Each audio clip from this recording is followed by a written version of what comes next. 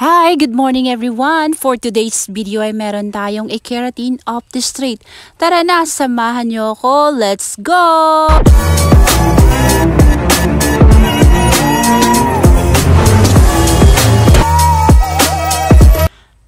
Ang Keratin Off the Street by Wars Hair Products ang gagamitin natin sa hair ni Ma'am Abigail. So as you can see, yung hair niya ay makapal at malalaki yung strands. Kaya naman itong KOS yung gagamitin natin sa kanyang hair. Ito ay isang treatment na nakaka-straight. Hindi po siya rebond, isa po siyang treatment na nakaka-straight. So blue variant yung ginamit natin dito dahil ang Keratin Off the Street ay may tatlong variant. Ito ay yung red, yellow, tsaka blue. So nag-start na nga tayo dito ng application sa hair ni Ma'am Abigail.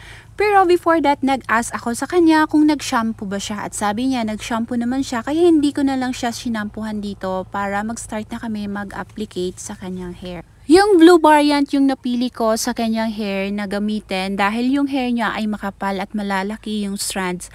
Dahil itong blue talaga ang fit na fit at compatible sa hair ni Miss Abigail. Napakalaki nga namin today dahil nga kahit matumal ay meron tayong mga clients. Ayan, meron nagpapakulay, meron nagpapariban at meron din nagpa-KOS. At alam nyo naman talaga na ang August talaga ay tinatawag nga ghost month dahil nga syempre medyo matumal talaga ang August. Pero sa awa naman talaga ng Diyos ay ayan, meron tayong mga clients at meron na ring dumating na nagpa-cellophane treatment. Kaya naman ginagawa talaga namin yung pinaka-the best at pinaka-the best na gawa namin para masatisfied at maging happy yung clients namin paglabas sa salon. So ayan, binabad na nga natin ng 3 hours ng KOS treatment ang hair ni Ma'am Abigail.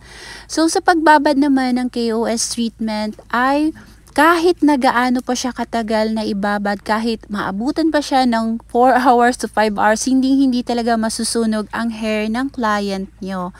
So, ayan, nag-iron na nga tayo dito sa hair ni Ma'am Abigail. So, yung iron na ginamit ko dito na temperature ay 200 to 220 degrees.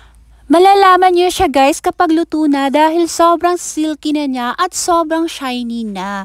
So, pasadahan nyo lang ng 10 times para talagang sure na sure kayo na maluluto talaga.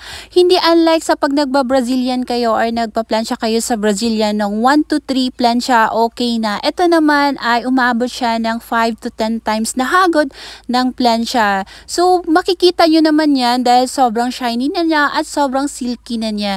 So maayos lang kayo sa pagplansya, maigil lang kayo at talagang mabusisi talaga kayo sa pag-iron nito. Like ribbon yung pagpaplansya nito, para talaga perfect na perfect ang resulta niyan guys.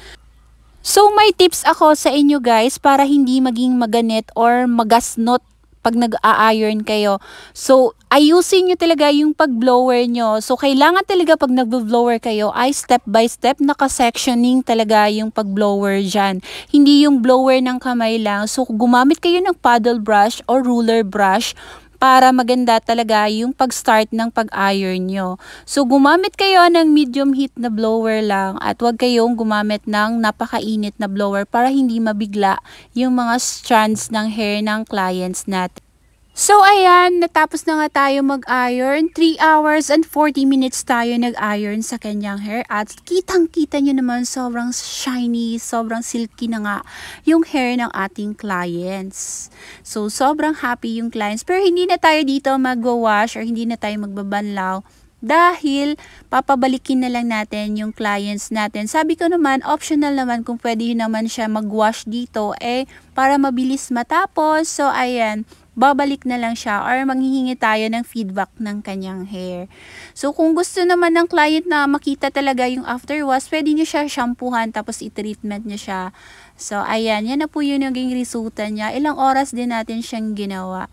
So, ayan, ito na po yung feedback ng ating clients. So, good morning Ma'am Z, after 3 days.